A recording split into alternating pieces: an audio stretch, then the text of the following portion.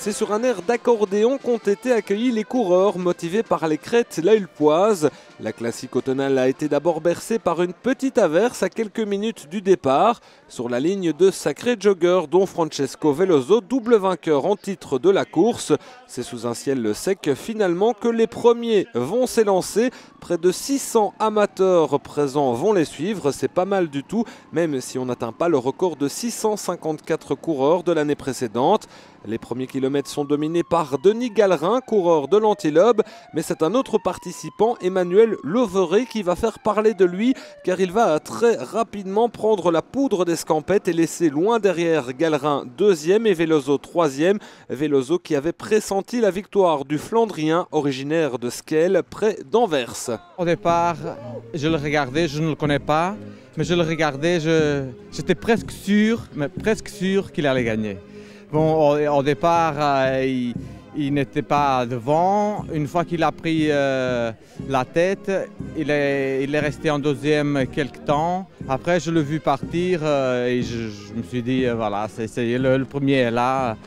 Le deuxième, il a tenu un peu, mais j'ai vu que le rythme, pour moi, maintenant, c'était trop relevé. Je me suis dit, je veux me laisser aller comme ça. Et à la fin, je sentais que je revenais un peu sur le deuxième, mais l'écart était trop long, alors je ne pouvais pas revenir. Plus loin dans le classement, on retrouve Mark van der Linden, 5e au classement. Lui, c'est un coutumier de l'épreuve. Les crêtes, j'ai l'habitude de les faire depuis une quinzaine d'années. C'est peut-être la 7e ou 8e fois que je les fais.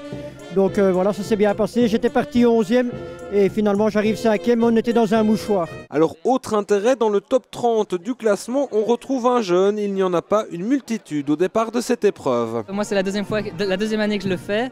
Donc je connaissais déjà un peu le parcours. Maintenant qu'il n'y a pas beaucoup de jeunes, il y en a quand même. Mais d'habitude, ce que les jeunes préfèrent, c'est pas vraiment les longues distances. Déjà parce que c'est déconseillé, parce que les longues distances pour les genoux, c'est assez dur. Et puis parce que c'est de l'endurance. Allez, la plupart n'aiment pas trop l'endurance, quoi. Florian, 17 ans, a en tout cas réalisé un beau chrono, 1 heure et 5 minutes, un temps très honorable.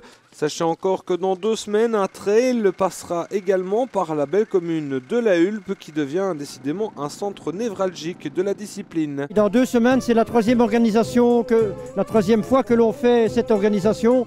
Ce sont des courses de différentes distances qui partent du centre ADEPS à Oudergem, de 10, 21, 42 et 68 km. Donc il y a de tout. Et là, le plus long parcours passe par Tervuren, puis par Boisfort. Et la dernière boucle passe ici à La Hulpe avec une partie du parcours des crêtes. Le rendez-vous est pris. À noter que l'année prochaine, on fêtera la 30e édition des crêtes La Hulpoise. Une date anniversaire avec de nombreuses surprises au menu. Ce sera en tout cas l'un des grands rendez-vous de 2011.